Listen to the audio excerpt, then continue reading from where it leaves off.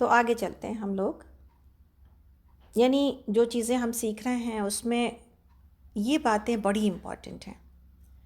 گھر والوں کے جذبات کا خیال رکھنا، ہمارے استاد نے یہ بات ہم ہمیشہ کہتے ہیں اور عمل کرنے کی کوشش کرنی چاہیے ہم سب کو، انشاء اللہ تعالیٰ عمل کرنے کی کوشش بھی کرتے ہیں، اس لیے کہ سیکھی ہیں تو پھر یہ بات سمجھ میں آتی ہے۔ انہوں نے کہا تھا کسی بھی ریلیشن شپ کو نبھانے کے لیے، صرف شوہری بیوی کا کی نہیں بلکہ کسی بھی ریلیشن شپ کو نبھانے کے لیے یہ دیکھنے کی ضرورت ہوتی ہے کہ سامنے والے کو کیا پسند ہے کیا ناپسند ہے، اس کے مطابق عمل کر لیا جائے۔ اچھا ہر دفعہ انسان نہیں کر سکتا، لیکن اگر موسٹلی کر رہا ہوتا ہے تو ٹکراؤ نہیں ہوتے۔ پھر سامنے والے کے پسند ناپسند کا خیال رکھا جائے۔ جذبات کا خیال کیا ہے؟ گھر والوں کے جذبات کا خیال جو ابھی بات ہو رہی تھی، ان کی پسند اور ناپسند کا خیال۔ ہم نے یہ دیکھا نبی صلی اللہ علیہ وسلم کی زندگی میں کہ گھر انسانی گھروں کے جیسے ہیں، کوئی ایسی چیز نہیں وہاں پہ ہو رہی جس کو دیکھ کے انسان یہ کہے کہ ہم تو اپنے گھر میں یہ ایسا کچھ نہیں کر سکتے، ہمارے گھر تو مختلف ہیں، ہم انسان ہیں، جیسے کہ اکثر لوگ بیان کرتے۔ وہ تو نبی تھے، نبی تھے لیکن انسان ہی تھے، فرشتہ نہیں تھے۔ ساری تکلیفیں، سارے جذبات، سب کچھ ہمارے اپنے ہی جیسے تھے، ہم جیسے تھے، انسان جیسے ہی تھے۔ تو انسانی، ہم نے آپ صلی اللہ علیہ وسلم کی زندگی میں یہ دیکھا کہ گھر انسانی گھروں جیسا ہی تھا، لیکن کیا نہیں تھا وہاں پر؟ جو چیز کے سب سے پہلے ہمیں دیکھنے کی ضرورت ہے، اللہ کی نافرمانی نہیں تھی اس گھر میں، اللہ کی نافرمانی سے پاک تھا وہ گھر۔ یہ ہے وہ شکر گزاری جو کسی بندے کو میں چاہیے اللہ رب العالمین کو، کہ عطا بھی اسی کی ہو اور پھر خفا بھی اسی کو کریں۔ تو یہ ہمیں سیکھنے کی ضرورت ہے انشاءاللہ تعالیٰ۔ اسی طرح ہم نے یہ دیکھا کہ عمر بھر راتوں میں اللہ کے حضور کھڑے ہونے کی عادت ہے، عمر بھر راتوں میں اللہ کے آگے کھڑے ہونے کی عادت ہے۔ اب یہ امت کتنا لیتی ہے؟ جاگتی تو بہت ہے راتوں کو، ہمارا آپ جاگتے ہیں، اور مسلم ورلڈ تو اسی میں مشہور ہے، ہم نے تو اسی میں بڑے نام پیدا کر رکھے ہیں کہ ہم راتوں کو جاگنے والے اور برکت کے ٹائم میں سونے والے لوگ ہیں۔ تو میری زندگی میں یہ جو پارٹ ہے، اس کا رول کتنا ہے، اس کا رول کتنا ہے؟ ہم فیل ہو رہے ہوں گے اور ہم نہیں کر پا رہے ہوں گے، یہ ہو سکتا ہے، لیکن ہم اس کے شوق میں نہیں جی رہے، ہمیں اس کا غم نہیں ہے، ہم یہ کرنا نہیں چاہتے، اور ہم کہتے ہیں آئی ایم فائن، کہ ہم رات بھر سوتے ہیں اور دن بھر برباد کرتے ہیں اپنے ٹائم کو۔ یہ نہیں ہونا چاہیے۔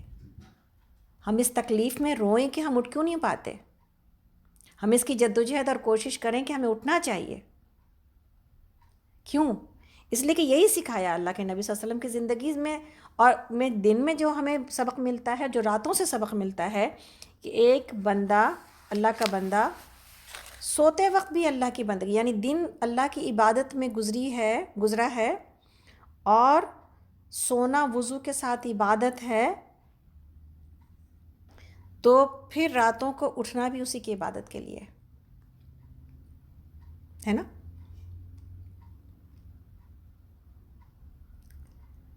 اتنی سادگی ہے سونے میں، اور اتنا جو ہے وہ کیا کہا جائے، سادہ سا بستر ہے کہ جسم اطہر پر، پاک جسم کے اوپر، یعنی جسم ایسا تھا، کیسا تھا کہ ہتھیلی بھی چھوئی ہے، انس رضی اللہ عنہ نے کہا کہ میں نے کوئی بھی ریشم کا نرم سے نرم کپڑا ایسا نہیں چھوا جو نبی صلی اللہ علیہ وسلم کی ہتھیلی سے زیادہ نرم رہا ہو۔ سبحان اللہ۔ تو پھر جسم کی نزاکت، جب ہتھیلی اتنی نازک اور نرم ہے تو جسم کی دوسری جلد کتنی نرم اور نازک ہے، اور پھر اگر اس جسم کی اس جلد کو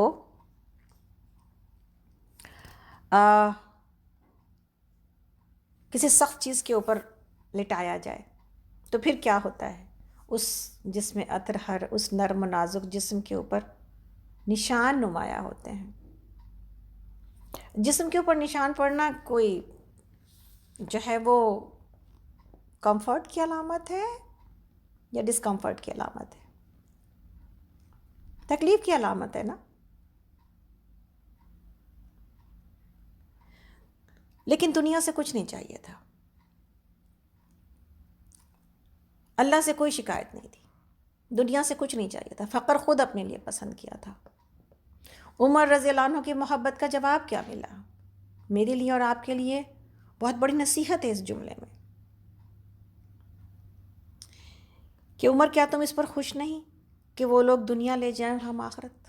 یعنی قیصر و کسریٰ اور دوسرے بادشاہ یہ دنیا لے جائیں اور ہم آخرت. کب میرا گول آخرت بنا اس امت کا؟ دنیا کی لالچ، وہ امت جس کو آخرت آخرت آخرت کی مستقل توجہ کرائی گئی، جس کو دنیا کے بارے میں ہمیشہ یہ فکر دی گئی کہ اصل عیش تو عیش آخرت ہے، وہ امت زمین سے چمٹ کے رہ گئی. وہ امت آج اپنے ہی بھائیوں کے گلے کاٹتی ہے اس دنیا کے لیے. اللہ اکبر. یعنی عجیب عجیب ایک تضاد میں ہم چلے گئے. اور پھر اپنی حالت ہم دیکھیں تو اللہ کے نبی صلی اللہ علیہ وسلم نے تو اپنی زندگی سے سبق دینے کی صرف زبانی سبق نہیں دیا ہے، بلکہ اپنی سیرت سے یہ سمجھانے کی کوشش کی ہے کہ دنیا بہت عارضی ہے، بہت چھوٹی ہے، ایک مسافر خانہ ہے، ایک ٹرانزٹ پیریڈ ہے. تو جب یہ امت کو نصیحت کی تو کیا ہوا؟ ایک امت ایسی تیار کر گئے، ایک امت ایسی تیار کر گئے. کھانے پینے کے لیے اپنی زندگی نہیں جیے، کھانے پینے میں حد درجہ اعتدال، یہ دیکھا ہم نے. جو مل گیا اس پر شکر ادا کیا، یہ دیکھا ہم نے. ہر نوالے کے اوپر شکر ادا کیا، یہ دیکھا ہم نے. ہر بھوک کے باوجود، ہر تکلیف کے باوجود اللہ کا شکر ادا کیا، یہ دیکھا ہم نے. دوسروں کی فکروں میں رہے، یہ دیکھا ہم نے. کھانے کو کچھ ملا تو دوسروں کی فکروں میں رہے. تو آپ اور ہم یہ دیکھیں کہ زندگی سے کیا ملتا ہے کہ صرف اپنی زندگی کے بارے میں فکر نہیں کی جائے گی، وقت کے جو ہے تقسیم میں بھی، ٹائم مینجمنٹ میں بھی دوسروں کے لیے جیا جائے گا. میرا وقت صرف میرا وقت نہیں ہے، میرا مال صرف میرا مال نہیں ہے، میرا گھر صرف میرا گھر نہیں ہے. اس کے دروازے لوگوں کے لیے کھلے ہوں گے، کھولنے چاہیے. یہ محبتیں لینے اور دینے کی ضرورت ہوتی ہے. جیسے کہ ہم نے کہا کہ میرا گھر سکینت کے لیے مائکہ ہے، آپ سب کا مائکہ ہے. ظاہر ہے دور والوں کے لیے تو یہ محض جملہ ہے نا ایک، لیکن جو اس جملے کو بھی سن کے خوشی ہوتی ہے انسان کو. محبت دینے کے لیے، محبت دکھانے کے لیے صرف ضروری نہیں ہے کہ آدمی کر کے ہی دے گا تو پتہ چلے گا. جملے فائدے دیتے ہیں، دل اور جذبہ اور سوچ فائدہ دیتی ہے، وہ پہنچ جاتی ہے آپ کی محبت دوسروں تک. تو انسان کا دروازہ کھلا ہوا ہونا چاہیے. انسان اپنی پلیٹ میں کھائے تو ان بھوکے لوگوں کے بارے میں سوچے جن کو پلیٹ بھر کے کھانا نہیں ملتا، جو بھوکے ہیں دنیا میں، ان کے لیے دعا کرے، ان کے بھوک کو مٹانے کی کوشش کرے اور ان کے لیے دعا کرے. یہ جو صدقہ ہم روزانہ نکالتے ہیں یہ کیا ہے؟ کسی ننگے کے جسم کے اوپر کپڑے کی فراہمی اور کسی بھوکے کے پیٹ کو بھرنے کی ایک چھوٹی سی کوشش. یہی ہے نا، یہی ہے. کوئی دن اس کے بغیر گزرنا نہیں چاہیے. میرا دروازہ کھلا ہونا چاہیے کہ کوئی فریاد والا اپنی فریاد لے کے آئے، کوئی پوچھنے والا ہم سے پوچھے، کوئی مدد چاہنے والا ہم سے مدد چاہے اور اس کو یہ امید ہو کہ یہاں سے میری ضرورت پوری کر دی جائے گی. جیسا کہ ہم نے بتایا نا آپ کو، ہمارے مائکے میں جب فقیروں کا تانتا لگا ہوتا تھا تو ایک آ کے روزانہ بیٹھ جاتی تھی، اتنا تنگ کرتی تھی وہ تو ہم کہتے تھے ہو تو گیا جانا. کہتی با جی ہم وہیں نہ آتے ہیں جہاں سے ہم کو امید ہوتی ہے ملنے کی. تو ملا تو پھر ضد نہ کر، جو ملا وہ لے کے چلی جا. تو یہ ہوتا ہے کہ ہم وہیں جاتے ہیں جہاں سے ہمیں ملنے کی امید ہے. تو یہ ہونا چاہیے میرے گھر کو. اللہ کے نبی صلی اللہ علیہ وسلم کی زندگی میں ہمیں یہ ملتا ہے. لیکن کب ہوتا ہے؟ جب انسان اپنے اوپر خرچ کو یا تو کم کرے، یا اگر خرچ بھی کرے تو بھی دوسروں کے فکر میں مبتلا رہے۔ نبی صلی اللہ علیہ وسلم کی زندگی میں کھانے پینے میں، گھر کے ساز و سامان میں، اٹھنے بیٹھنے میں، ہر چیز میں کیا چیز ہم کو پتہ چلتی ہے؟ وہ چیز یہ پتہ چلتی ہے کہ ان صلاتی و نسکی و محیای للہ رب العالمین، بے شک میرا جینا، میرا مرنا،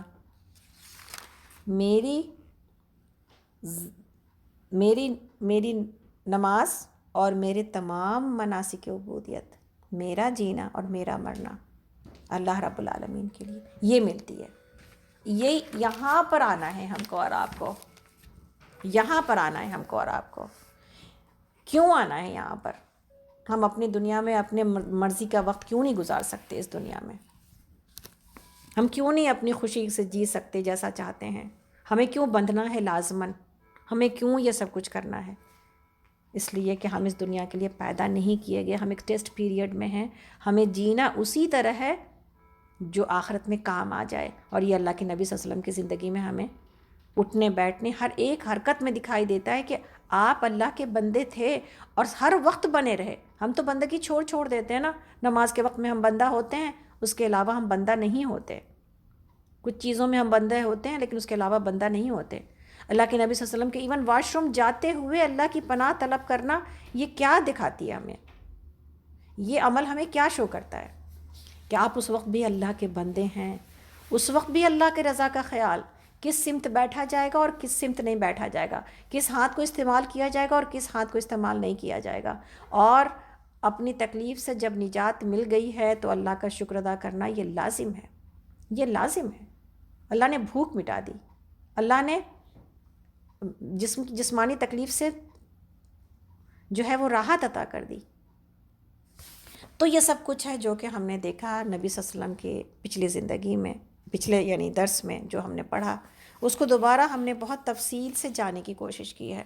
اور آپ کو لگ رہا ہوگا کہ نکھت نے آج کچھ پڑھایا نہیں ہے، ہمیں کچھ بتانے کی کوشش نہیں کی ہے، لیکن آپ اس کا فائدہ سمجھ رہے ہوں گے انشاءاللہ تعالیٰ کہ یہ کتنی ضرورت ہے اس بات کی کہ ہم پڑھ کے سن کے گزر کے بھول ہی نہ جائیں، بلکہ اپنی زندگیوں میں ہم اس کو عمل کرنے کی کوشش کریں۔ تبھی اس سیرہ سیریز کا فائدہ ہے میری زندگی میں۔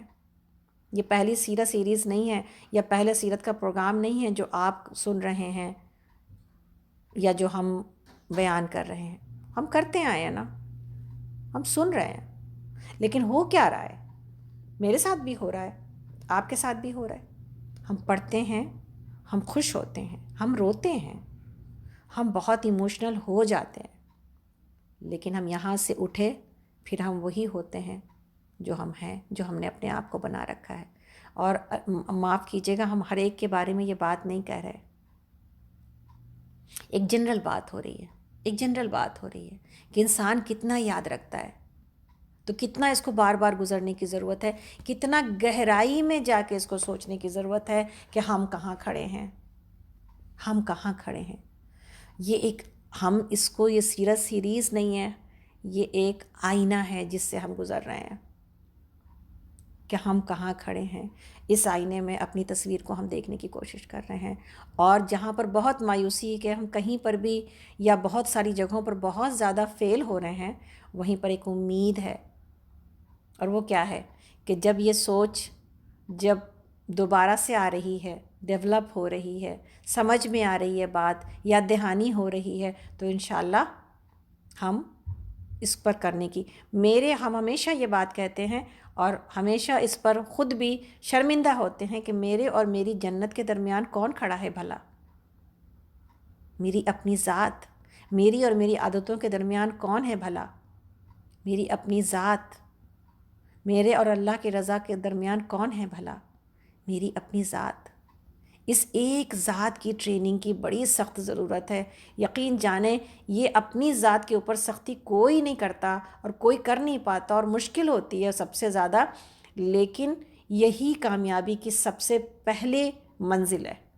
جو یہ کر پایا، جس نے یہ کر لیا، وہ کامیاب ہو گیا۔ تو اپنی اس ٹریننگ کو بڑھانے کی ضرورت ہے کہ ہم ٹرینڈ ہوں اس طرح جس طرح کے اللہ کے نبی صلی اللہ علیہ وسلم نے اپنی زندگی جی اور جیسا ہمیں بنانا چاہا اور جیسا ہمیں دیکھنا چاہا. وہ امت تو تیار ہو گئی تھی آپ کی زندگی سے اور اس نے جنت کے پروانے حاصل کر لیے تھے. لیکن بتدریج اور گریجولی ہم جہاں پڑے ہیں، ہم جہاں کھڑے ہیں کہ ماڈرن ورلڈ کی ٹیکنالوجی اور سائنس نے اور چمک دمک نے ہمیں اتنا ہماری آنکھوں کو چمکا رکھا ہے کہ ہمیں آخرت دکھائی نہیں دیتی، اس کی تیاری کی فکر نہیں ہوتی. اور اگر ہوتی بھی ہے تو پھر جیسا کہ اللہ رب العالمین نے کہا کہ حق ادا کرو اس تیاری کا، اس جنت کا، جیسا کہ اس کا حق ادا کرنے کا، جیسا حق اس کا حق ادا کرو جیسا کہ حق ادا کرنے کی ضرورت ہے. کوشش محنت اس لیول کی ہو. اور اس کے لیے سارے دروازے کھلے ہوئے ہیں نا. کوئی کوشش کر بھی رہا ہے پھر بھی کون کہہ سکتا ہے کہ ابو بکر جیسا ایمان اس کے دل میں موجود ہے. اور صحابہ کرام جیسی زندگی اور امہات جیسی زندگی یا صحابیات جیسی زندگی میری زندگی میں موجود ہے. ہم نے وہ سارے منازل، وہ سارے مرتبے، وہ ساری سیڑھیاں ہم نے طے کر لیں؟ نہیں نا. تو پھر کیا ہے؟ اسٹرگل کی ضرورت، کوشش کی ضرورت، تربیت کی ضرورت آج زندگی کی آخری سانس تک باقی ہے نا انشاءاللہ تعالیٰ. تو سب سے پہلے الحمدللہ رب العالمین اللہ کا شکر ادا کرتے ہیں کہ اللہ رب العالمین نے ہمیں اللہ کے نبی صلی اللہ علیہ وسلم کی زندگی سے سیکھنے کا اللہ تعالیٰ ہمیں موقع دے رہے ہیں. اور انشاءاللہ ہم اپنے آپ کو تبدیل کریں گے. یہ ایک عزم، ایک ارادہ لے کے آگے چلتے ہیں انشاءاللہ. آگے اللہ تعالیٰ کے آگے جو کچھ چیزیں ہیں اس کو بھی جاننے کی ضرورت ہے، اس لیے کہ یہ ہماری زندگی کی ضرورتیں ہیں. مثلاً نبی صلی اللہ علیہ وسلم سفر کی روانگی کے لیے آپ کے انتظامات کیا ہوتے تھے؟ سفر، ٹریولنگ ایک ایسا جس سے ہم لوگوں کو بہت زیادہ واسطہ پڑتا رہتا ہے. تو سفر کے لیے کیسا تیار ہونا چاہیے، یا نبی صلی اللہ علیہ وسلم کی زندگی میں ہمیں کیا ملتا ہے؟ آپ سفر کے لیے جمعرات کو روانگی آپ کو زیادہ پسند تھی، تھرسڈے کے دن. سواری کو تیز چلاتے، یعنی ظاہر وقت ضائع نہ ہو. پڑاؤ سے صبح کے وقت کوچ کرنا معمول رہا، یعنی ارلی مارننگ. تب تو انسان کی اپنی سواری اپنے ہاتھ میں ہوتی تھی، جب چاہتا تھا وہ نکل سکتا تھا. تو صبح سویرے ارلی مارننگ نکلنا آپ کو پسند تھا. سفر میں جو اجتماعی کام آتے تھے اس میں ضرور حصہ لیتے تھے آپ. تو آپ دیکھیں کیسا سفر ہوتا تھا کہ تیاری پہلے سے ہے، پہلے سے پتہ ہے ہم کو کس دن جانا ہے، کس وقت نکلنا ہے، اس کی تیاری پہلے سے ہمارے پاس. ہم سفر میں عام طور پر ہمارا ایٹیچیوڈ جیسے سفر کے جب بھی ہو تو ایک بہت مشکل آ جاتی ہے. اور سفر جہاں پسند بھی ہے، کہیں ڈیسٹینیشن پر پہنچنا، وہ منزل ہمیں مطلوب بھی ہوتی ہے، لیکن درمیان میں ایک مشکل مرحلہ ہوتا ہے جو طے کرنا پڑتا ہے، اور وہ ہے سفر. اس کے لیے اگر پہلے سے تیاری نہ کی جائے تو آخری وقت میں کیا ہوتا ہے؟ ہنگامے گھر میں، لڑائی جھگڑے، چڑچڑاہٹ. وقت سے پہلے اگر تیاری نہ ہوئی ہو تو پھر ہم ایک دوسرے کے اوپر ناراض ہوتے ہیں، بچوں کے اوپر ناراض ہوتے ہیں، اور ایک لگتا ہے جنگ کا سا ماحول ہو جاتا ہے گھر کے اندر، نعوذ باللہ. تو پھر ایسی صورت میں سفر کو بہت سنجیدگی کے ساتھ لینے کی ضرورت ہے کہ انسان اس کی تھوڑی تیاری کر لے، تھوڑی سی پری پلاننگ، ٹھیک ہے نا، وہ کر لے. اسی طرح اپنے آپ کو کام رکھے، اس کے پیچھے پریشان ہونے کی ضرورت نہیں ہے. تیاری ہو جائے گی، کچھ چیزیں چھوٹ بھی جائیں گی تو کوئی مسئلہ نہیں ہے. اینڈ آف دا لائف نہیں، زندگی نہیں ختم ہو گئی ہماری کہ ہم نے ایک صابن دانی چھوڑ دی، ایک تولیہ چھوڑ دیا. یہ سب کوشش کر کے اس کو لسٹ بنا کے لکھ کر کے ضرور کرنا چاہیے. لیکن اس کے باوجود اگر کچھ چیز چھوٹ جائے، ابھی ہم نے لسٹ بنائی ہے، میری لبنہ سے بات ہو رہی تھی کہ آپ لوگ وہاں جا رہے ہیں اور وہیں پر نکاح کی تیاری، تو نکاح تھا ایک لسٹ بنا لیجیے گا جانے سے پہلے اپنی دواؤں کا، یہ وہ. تو وہ بھی ہم کو بتا رہی تھیں. اور الحمدللہ سفر کر کر کے ہم لوگ بھی یہ سیکھ چکے ہیں کہ بھئی لکھ کے کام کرنا چاہیے. ہم نے ساری چیزیں لکھیں، اور جب گاڑی ہماری نکلی یہاں سے تو تھوڑی سی دور جیسے پہنچی ہے تو ہمیں یاد آیا کہ ہم نے تو اپنا سرما اٹھایا ہی نہیں. وہ جو جب سے اس لیے کہ سرما نہ لگائیں تو میری آنکھوں میں عجیب سی، رات میں بھی جیسے لگا کے سونے کی عادت ہے، تو عجیب سی جلن اور عجیب تکلیف کا احساس رہتا ہے، تو ہم کاجل کے بجائے سرما لگاتے ہیں۔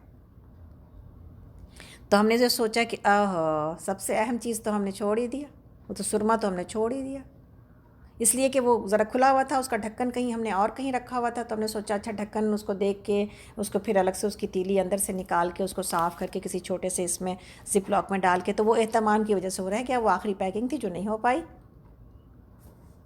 ہم نے کہا ٹھیک ہے، جیسے میری طبیعت کے اندر ابال آیا کہ اوہو سرما تو رہ ہی گیا، تم نے کہا ٹھیک ہے الحمدللہ کوئی نہیں، اس کے بغیر بھی سب کچھ ہو جائے گا، ساری چیزیں ہم نے رکھ لی ہیں، تو ہم اس کے بغیر بھی، یعنی چشمے کے پیچھے میری آنکھیں رہتی ہیں تو اتنا مسئلہ بھی نہیں ہوتا، پتہ بھی نہیں چلتا، اور اس کے باوجود ہم آپ لوگوں کو خوبصورت لگے، تو ہونے کو بہت بڑا مسئلہ کھڑا کر لیتے ہم، ایسا کیسے ہو گیا، ایسے کیوں ہو گیا، ہم نے تو اتنی بڑی لسٹ بنائی تھی تو کیوں ہو گیا، اس کے باوجود ہو جاتی ہے چیزیں۔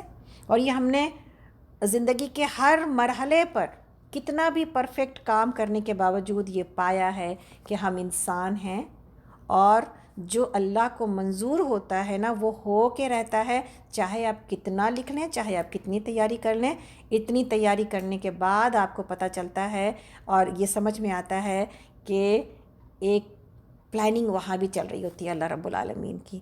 تو میں نے اپنے ارادے کے ٹوٹنے سے اپنے رب کو پہچانا، یہ ہے اصل بات، کہ اگر یہ سب کچھ نہ ہونا تو انسان تو اپنے کمال پر پھولا نہ سمائے کہ واہ میں تو بڑا با کمال ہوں، میں تو بڑی با کمال ہوں، اور میں تو ایسے پرفیکٹ کام کرتی ہوں، میں تو ایسے پرفیکٹ فہرست لکھتی ہوں اور پلاننگ کرتی ہوں۔ نہیں، آپ کو بتا دیا جاتا ہے کہ آپ کے اندر کوئی کمال نہیں، مطلب کمال تو ہے اشرف المخلوقات ہونے کی حیثیت سے، بٹ اللہ رب العالمین نے آپ کو کمی بیشی کے ساتھ بنایا ہے، تو یہ چیزیں پتہ چلتی ہیں۔ تو بات ہو رہی تھی سفر کے اعتبار سے، سفر میں انسان کتنا ٹیمپر لوز کرتا ہے، اسی بات سے پتہ چلتا ہے کہ حج کے سفر میں اللہ رب العالمین نے ایک جملہ کہا ہے، اور آپ سب نے لکھا ہے تفسیر کلاس میں، کہ حج کے سفر میں اللہ نے کن 3 کاموں سے خاص طور پر منع کیا ہے، ولا رفث ولا فسوق ولا جدال، یا فلا ہے میرے خیال میں، تو یہ 3 چیزیں ہیں، جدال ہونا ہی ہونا ہوتا ہے، چاہے ہم اتنے حج کے بڑے سفر میں چاہے نہ جائیں، چاہے ہم گھر کے سفر میں ہی ہوں، تو یہ ہو جاتا ہے، لیکن پیشنس کے ساتھ، صبر کے ساتھ، گھر کے تمام لوگوں کو چاہیے ہوتا ہے کہ بھائی اس میں جدال کی ضرورت نہیں ہے، ہم سفر کر رہے ہیں خوشی خوشی، جو کام خوشی کے ساتھ کیا گیا ہے اور خوشی کے لیے ہم کہیں جا رہے ہیں، اس خوشی کو ختم نہ کیا جائے، خراب نہ کیا جائے، کوئی جنگ لڑنے تھوڑی جا رہے ہیں بھائی کہ جنگی ماحول ہونا چاہیے، تو یہ خوشی بہت ضروری ہے جو زندگی کے ہر مرحلے میں چاہیے۔ اللہ کے نبی صلی اللہ علیہ وسلم نے اپنے لیے، اپنے اس دور میں، ظاہر ہے کہ آپ جیسا ہم سب جانتے ہیں کہ آپ صلی اللہ علیہ وسلم اس زمانے کا جو سفر ہوتا تھا گروپ میں نکلتے تھے، سب اپنے اپنے کام جو ہے وہ اترنا، سفر میں پڑاؤ ڈالنا، یہ سب کچھ ایک بڑا کام ہوتا تھا، کھانا پکانا یہ ایک بڑا کام ہوتا تھا، شیلٹر حاصل کرنا یہ ایک بڑا کام ہوتا تھا کہ بھئی دھوپ کی تمازت سے بچا جائے، اس لیے کہ ریگستانی علاقے تھے۔ آپ نے اپنے اس پورے سفر کے دوران اپنے صحابہ کے ساتھ اجتماعی کام میں آپ نے پورا ساتھ دیا ہے، تو ہر دفعہ اپنا حصہ آپ رکھتے تھے اس میں۔ ایک بار کھانا تیار کرنے کی جب مہم ہوئی تو سارے ساتھیوں میں کام تقسیم ہوا، تو آپ نے بھی لکڑیاں چننا اپنے ذمہ لے لیا، آپ سے کہا گیا کہ آپ تکلیف نہ کریں، آپ چاہتے تو مسند لگا کے بیٹھ جاتے، چلو بھائی تم لوگ اب کام کرو اور ہم بیٹھتے ہیں، لیکن آپ نے، اور یہ کہا گیا آپ سے کہ ہم سب اس کام کے لیے کافی ہیں، آپ نے فرمایا ہم کو امتیاز پسند نہیں ہے، کہ کوئی جو ہے نا لوگوں کے درمیان کوئی ڈیفرنس، پرائرٹی آپ نے کبھی نہیں حاصل کی کہ آپ کو مسندوں کے اوپر بس بٹھا دیا جائے۔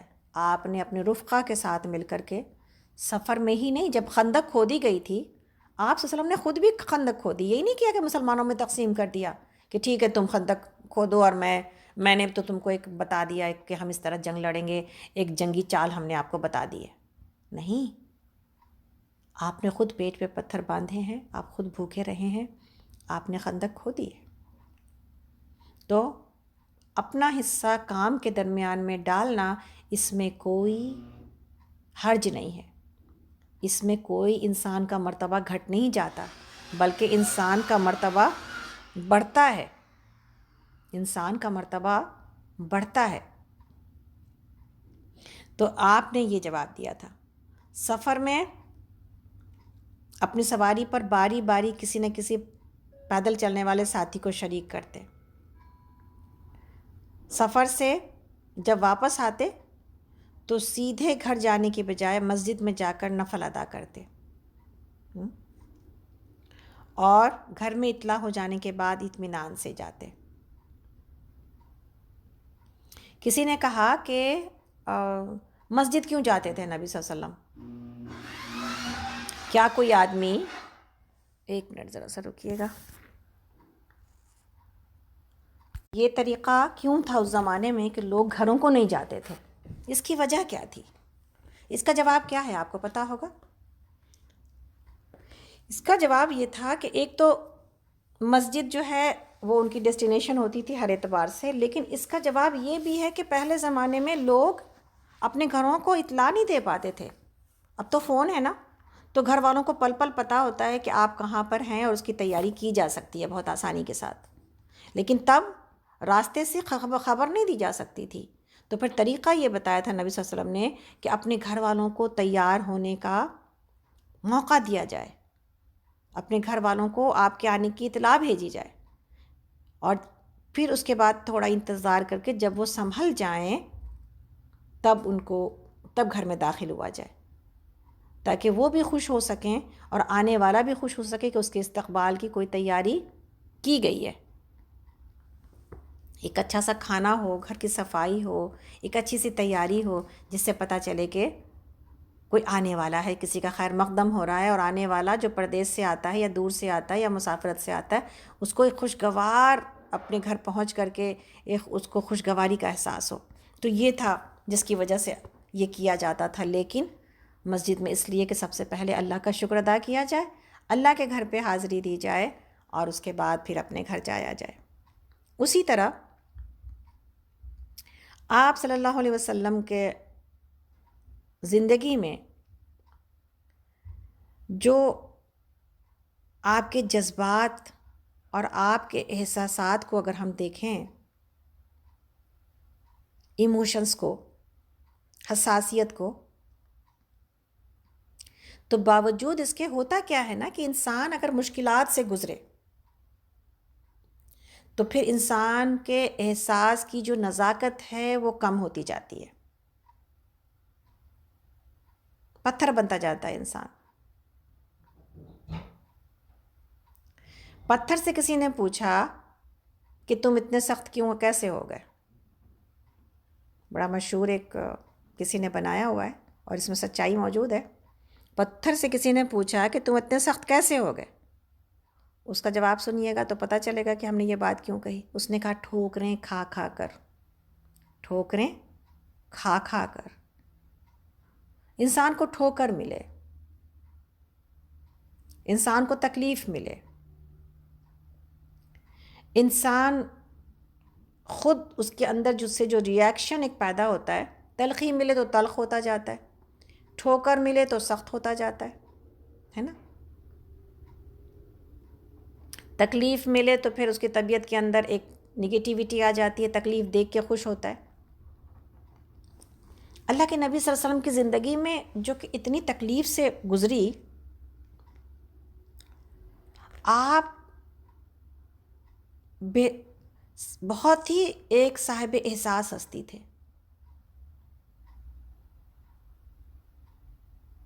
آپ کے پاس بھرپور ایموشن، حساسیت موجود تھی. ایموشنز بہت امپورٹنٹ ہوتے ہیں. عام طور پر ہمارے پاس ایک بات کہی جاتی ہے کہ جذباتی انسان، جذباتیت فائدہ نہیں دیتی، جذباتی انسان بہت ہی امبیلنس ہوتا ہے. اس لیے کہ جذبات میں بہہ جاتا ہے. لیکن جہاں پر یہ چیزیں پائی جاتی ہیں وہیں پر جذبات ہی، ایموشنس ہی آپ کو چلاتے ہیں، ایموشنس ہی آپ کو رواں رکھتے ہیں.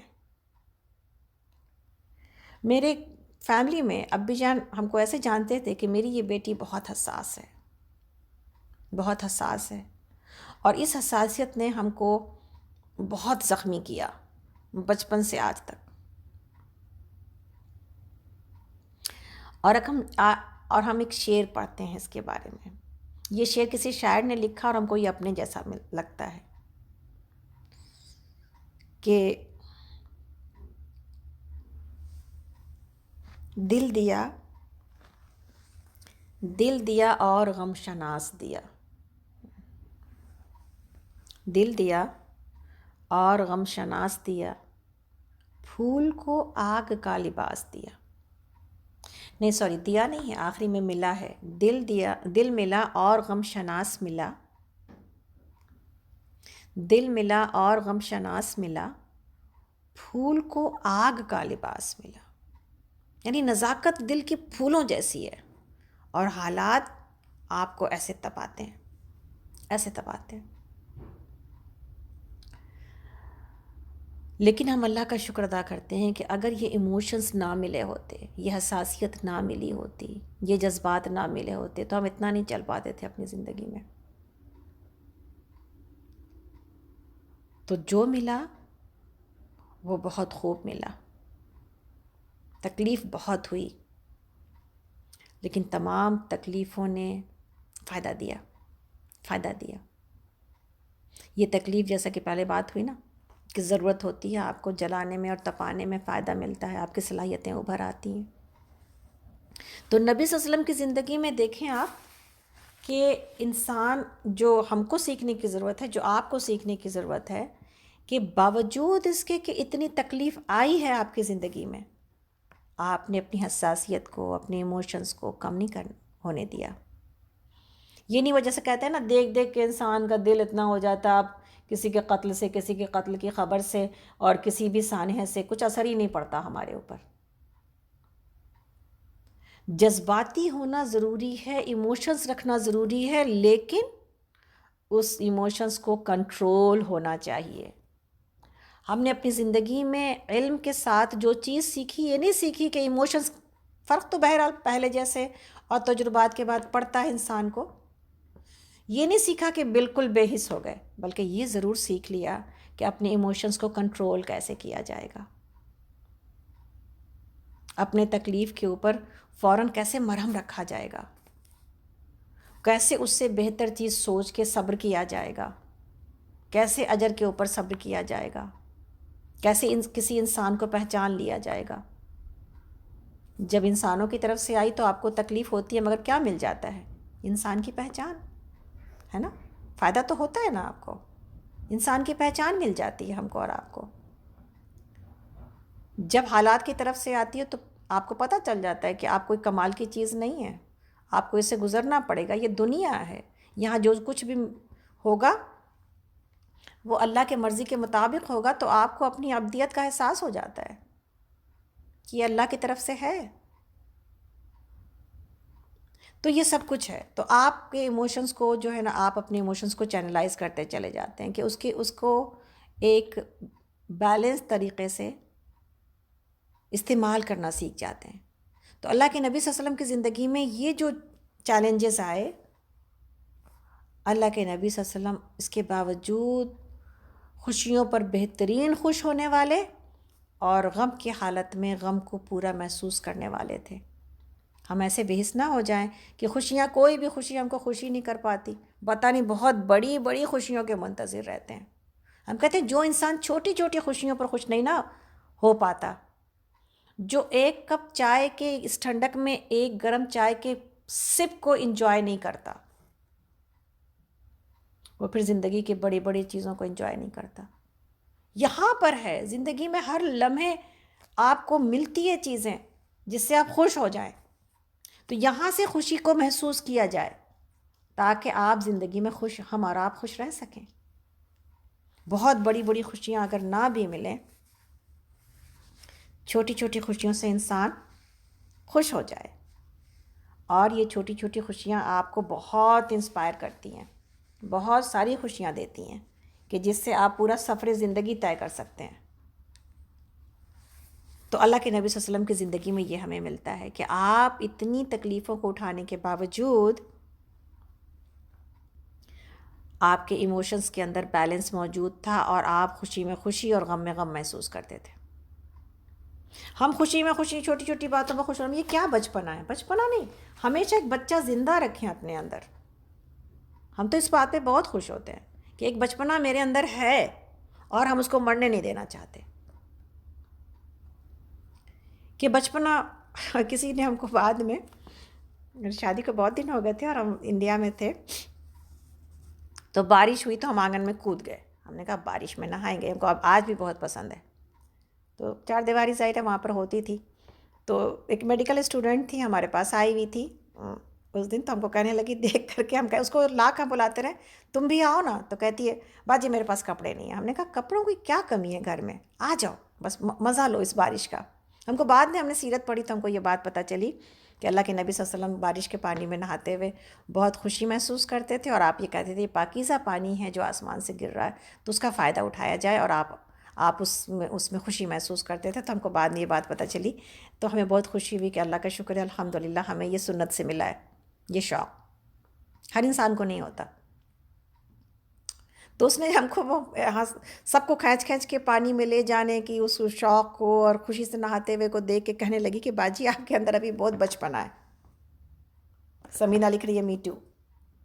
جبھی تو آئی لو یو، جبھی تو ہم ایک دوسرے سے اتنی محبت کرتے ہیں. تو یہ جو بچپنا جو ہے نا، تو ہم نے کہا یہ بچپنا تو ہم چاہتے ہیں کہ میرے اندر رہے، اور اللہ نہ کرے کہ یہ بچپن کبھی میرے اندر مرے، اس لیے کہ یہی میری خوشی کا سبب ہے. یہی ہم کو چھوٹی چھوٹی چیزوں پر خوش ہونا سکھاتا ہے. تو بچوں کی طرح چھوٹی چیزوں کے اوپر خوش ہونا سیکھیں ہم، تاکہ زندگی کے اس خوشیوں کو سمیٹ سکیں جو اللہ نے رکھی ہیں. الحمدللہ. تو نبی صلی اللہ علیہ وسلم کے بارے میں جو بات ہم سیکھ رہے ہیں ایموشن کے اعتبار سے، آپ ان بڑے لوگوں میں سے، ایسے بڑے لوگوں میں سے نہیں ہیں جو دنیا میں تو بڑا دکھاتے ہیں کہ بھئی دنیا کے غم ہمارے غم ہیں، اور دنیا کے غموں کو سمیٹنے کے، اس لیے کہ بڑائی کا ایک معیار اور بڑے ہونے کے لیے ضروری ہے نا کہ آپ یہ دکھائیں کہ آپ اتنے یونیورسل ہیں، باہر کے لوگوں کو یہ تصویر دکھائیں. تو آپ دنیا کے لوگوں کے محض غم میں گھلنے والے نہیں، بلکہ آپ صلی اللہ علیہ وسلم اپنے گھر کی زندگی میں بھی ایسے ہی نرم تھے، اور ایسے ہی گھر کے لیے بھی آپ ایسے ہی کیئرنگ اور فکر مند ہوتے تھے. تو گھر کے لیے بھی آپ کی زندگی ایسے ہی خوشیوں کا سبب ہوتی تھی جیسے کہ باہر کی زندگی، کہ گھر کی زندگی پھیکی اور بد مزہ ایسا نہیں تھا. اسی طرح آپ کو اپنے ازواج سے سچی محبت تھی، کوئی دکھاوا نہیں تھا. پہلے بھی ہم یہ بات پڑھ چکے ہیں، لیکن ایموشن کے اعتبار سے بھی ہم اس کو مزید دیکھنے کی کوشش کر رہے ہیں کہ کیسی آپ کو سچی محبت تھی. حضرت عائشہ رضی اللہ عنہا کے ساتھ ایک ہی پیالے میں پانی پیتے، اور جہاں وہ منہ لگاتی وہیں آپ بھی اپنا منہ لگاتے. آپ دیکھیں، کوئی کہے وہ یہ تو کوئی مطلب لو اسٹوری ایسے کسی ینگسٹرز کی ایسے کیسے الف لیلوی داستان ہے. ایسا نہیں ہے، ایسا نہیں تھا. بیوی کی آپ محبت کو، آپ نبی صلی اللہ علیہ وسلم کے اس محبت کو آپ دیکھیں اس اعتبار سے، تو صحیح معنوں میں ایسا گھرانہ، ایسا شوہر اور ایسی بیوی جہاں پر شوہر کو اپنی بیوی سے ایسی محبت ہو کہ عورتیں تو ان چیزوں کو اہمیت دیتی ہیں، مرد نہیں دیتے، شوہر نہیں دیتے. لیکن آپ دیکھیں جذبات کا کتنا خیال، اور کیسے اپنے جذبے کا اظہار، کہ اس جگہ منہ لگانا جہاں پر کہ حضرت عائشہ رضی اللہ عنہا نے لگائے. آپ پوچھتے آپ نے کہاں پہ منہ لگائے، اور پھر آپ وہیں پر اپنے منہ کو لگاتے.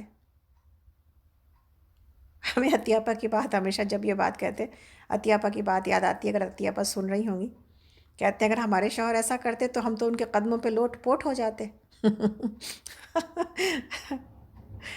تو واقعتاً ایسے ہی دل ہوتا ہے، کوئی اتنی محبت کرے اور یہ چاہے تو انسان تو لوٹ ہی پوٹ ہو جائے۔ آپ نے ایسے جی ہے اپنی زندگی اور ایسے رکھا ہے اپنے ساتھ والوں کو اتنی قدردانی کے ساتھ۔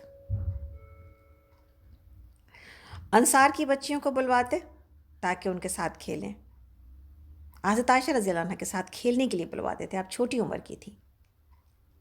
اسی طرح حبشیوں کی ورزش اور کرتب اس انداز سے دکھائے ہیں آپ نے، حضرت عائشہ رضی اللہ عنہ کی ٹھوری، آپ کا چن آپ صلی اللہ علیہ وسلم کے کندھے پر تھا نا، اور بار بار پوچھتے کہ کیا تم سیر ہو گئی، بس ہو گیا؟ تو وہ کہتی ہیں کہ ابھی نہیں، ابھی اور دیکھنا ہے۔ اور یہ سلسلہ دیر تک جاری رہا، یہ سلسلہ دیر تک جاری رہا۔ آپ کی چھوٹی عمر ہونے کے تمام آپ کے ایموشنز کو، چھوٹی عمر ہونے کی وجہ سے جو حضرت عائشہ رضی اللہ عنہ کے پاس تھیں، آپ نے اس کو محسوس کیا، آپ نے اس کی قدردانی کی، آپ نے کبھی جو ہے نا اس کے اوپر لعنت ملامت نہیں کی کہ یہ کیا ہے، تم تو اب امہات المومنین ہو، اب تو تم کو ایسے اور ایسے ہونا چاہیے۔ آپ کو اور ہم کو ملتے ہیں نا یہ سب جملے، کبھی مل جاتے ہیں، دیندار بنی پھرتے ہیں، درس کرتی ہیں، تو ایسے اور ایسے عالمہ بنتی ہیں، لوگ بولتے ہیں آپ کو، لیکن اللہ کے نبی صلی اللہ علیہ وسلم نے کوئی ایسی زندگی نہیں گزاری کہ جس میں جذبات کی سمجھ نہ ہو، جس میں کہ کوئی ایسا معیار بلند رکھ دیا جائے جو انسان کے روزمرہ زندگی کے کو میچ نہ کرتا ہو۔ اسی طرح آپ نے حضرت صفیہ رضی اللہ عنہ کو اونٹ پر سفر کرانے کے لیے آپ اپنا گھٹنا بڑھا دیتے تھے۔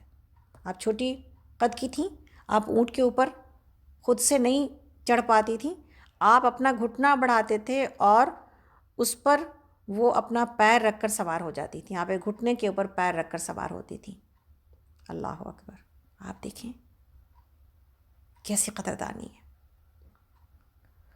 ایک مرتبہ سفر میں اونٹنی کا پاؤں پھسلا اور نبی صلی اللہ علیہ وسلم اور صفیہ رضی اللہ عنہا دونوں گر پڑے، تو ابو طلحہ رضی اللہ عنہ ساتھ تھے، دوڑے ہوئے آپ کے پاس آئے، تو آپ صلی اللہ علیہ وسلم نے فرمایا پہلے خاتون کی طرف توجہ کرو، پہلے جو کمزور حصہ ہے اس کی طرف توجہ کرو، اس کو پہلے اٹھاؤ، اس لیے کہ وہ ہم سے زیادہ چوٹ اس کو آئی ہوگی، اس لیے کہ وہ کمزور ہے، عورتیں کمزور ہوتی ہیں۔ اسی طرح ایک بار جو اونٹنی کو جو چلانے والا تھا ساربان، اس نے اونٹوں کو تیز چلایا، خود ہی گانے لگا تو اونٹ تیز تیز چلنے لگے بلکہ دوڑنے لگے، تو آپ صلی اللہ علیہ وسلم نے فرمایا کہ دیکھو آپ گینے ہیں، آپ گینے ذرا احتیاط سے، یعنی اس کے اوپر جو مہات سوار تھیں اونٹوں کے اوپر، تو آپ نے اس کو سمجھایا اور یہ لفظ ادا کیا ہمارے لیے، عورتوں کے لیے، ہینڈل وتھ کیئر، آپ گینے۔ آپ گینے کس کو کہا جاتا ہے؟ بہت ہی نازک چیز کو ایسی نزاکت کے ساتھ جس چیز کو بنایا جائے، جیسے کرسٹل ہے، تو اس کو وہ ایسے نازک حالات سے، نازک اتنا نازک ہوتا ہے کہ اگر وہ گرا اور اس کو چوٹ پہنچی تو کرچی کرچی ہو جاتا ہے، پورے کا پورا ٹوٹ پھوٹ جاتا ہے۔ یہ ہوتا ہے آپ گینا، ایسا نازک کہ اگر ذرا سی چوٹ لگے تو کرچی میں تبدیل ہو جائے، کرچی کرچی بن کے ٹوٹ جائے۔ سبحان اللہ، کس نے سمجھایا ہمیں آپ گینا؟ اور کہاں ملتی ہے یہ چیزیں؟ کہاں پر ہوتے ہیں ایسے شوہر؟ کن خوش نصیبوں کو ملتے ہیں یہ؟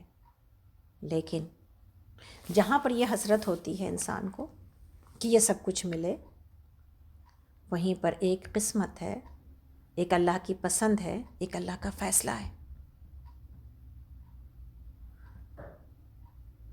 اور اللہ تعالیٰ نے ہر ایک کے لیے اپنی پسند اور اپنے فیصلے کے مطابق اسی میں راضی برضا رہنے میں ہی ہمارا امتحان ہے. اور جس کو جتنے سخت امتحان سے گزارا گیا اس کی آخرت اتنی تابناک ہے نا. جس کو جتنی آسان دنیا ملی